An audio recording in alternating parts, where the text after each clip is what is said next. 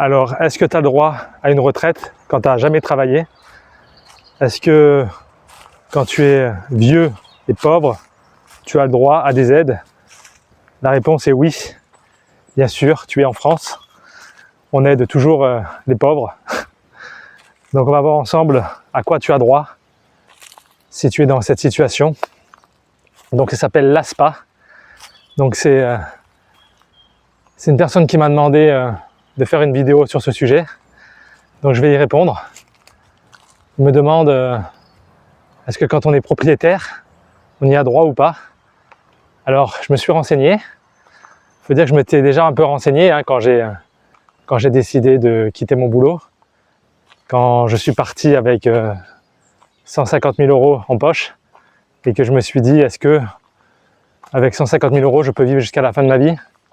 La réponse était très compliquée. Bien sûr que non, c'est pas assez. Et mon plan de secours, c'était si vraiment à 65 ans j'ai plus d'argent, je suis à la rue, c'était mon joker, il me restera l'ASPA. Alors c'est quoi l'ASPA? L'ASPA, donc c'est une aide sociale. C'est pas un droit, enfin si c'est un droit, mais c'est une demande d'aide. Donc il faut remplir un dossier et ils vont tout regarder.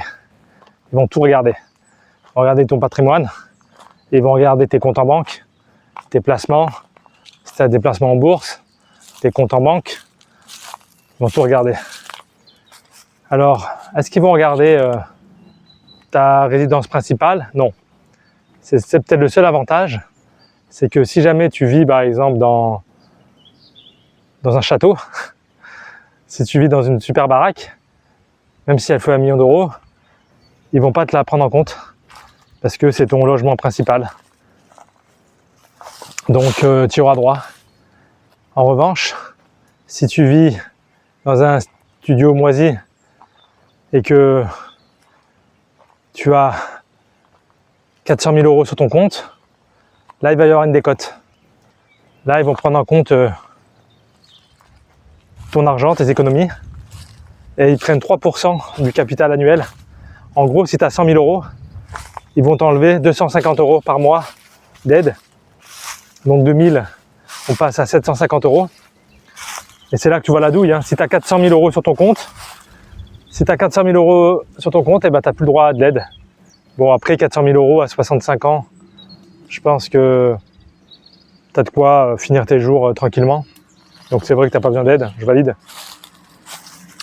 Mais si tu veux un peu douiller le système, tes 400 000 €, ce que tu peux faire, eh ben, tu changes de résidence principale, tu t'achètes une belle baraque et tu dis regardez, j'ai pas d'argent, je suis pauvre, donnez-moi de l'aide.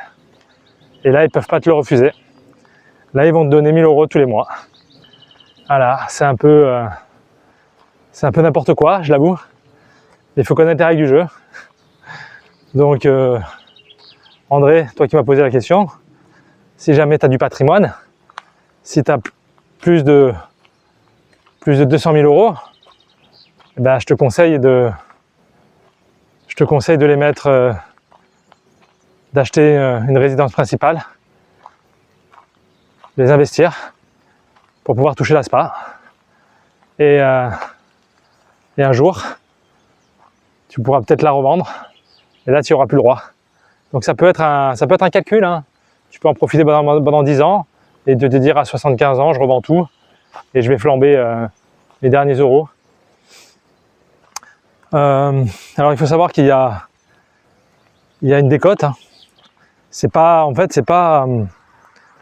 un cadeau qu'ils te font, c'est un prêt. Il faut savoir que si tu as eu droit à l'ASPA, ils vont le récupérer à ta mort.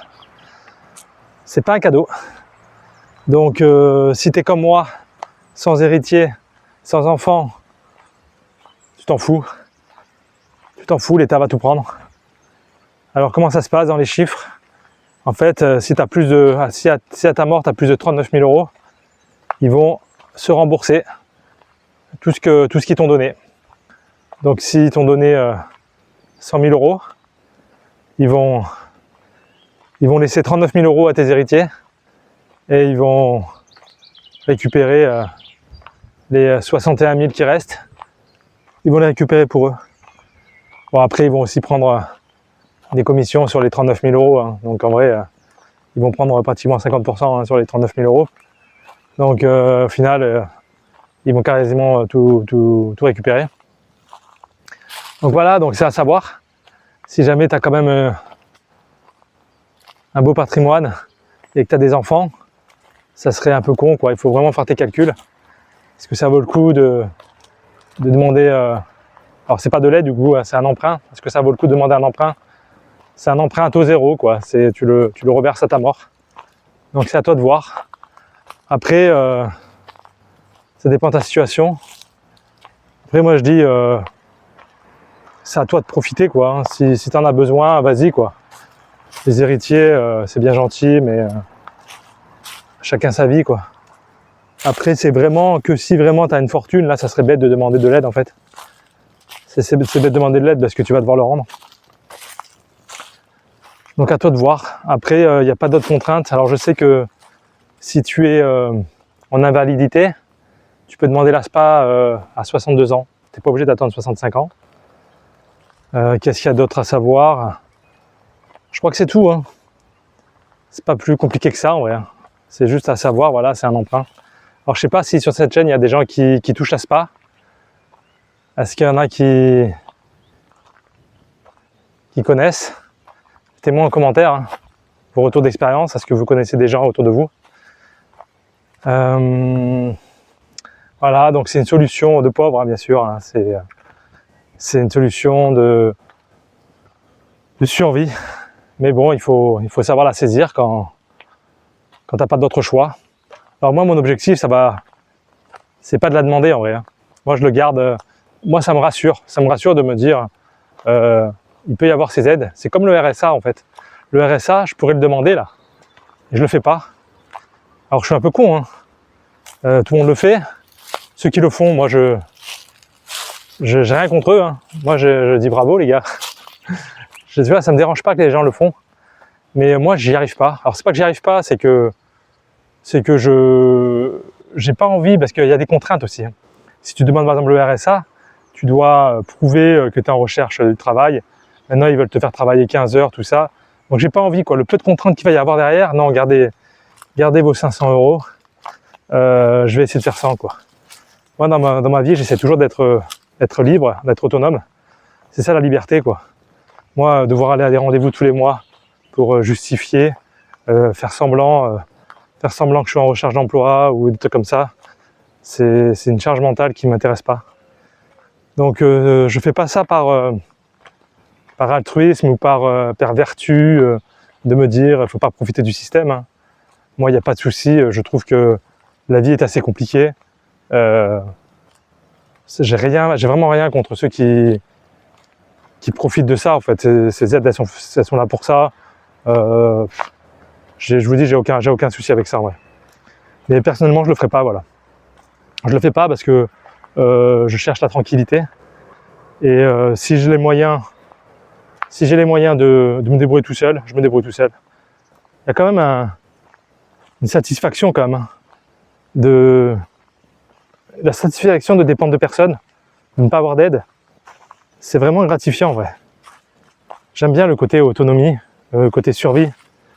S'il faut réduire mes dépenses, s'il faut que je vis comme un rat vagabond, s'il faut que je revende ma voiture, s'il faut que j'aille manger dans les poubelles, je déconne, mais voilà, quoi, je vais me débrouiller, quoi. On va se débrouiller, et je le garde vraiment en joker, quoi. Si vraiment un jour je suis à la rue et que j'ai pas d'autre choix que de demander le RSA ou l'ASPA. Mais bon, en vrai, je pense qu'il y a peu de chances que ça arrive. Enfin, je me le souhaite. Allez, dites-moi en commentaire si vous avez des retours d'expérience. Qu'est-ce que vous en pensez? Et je vous dis à bientôt.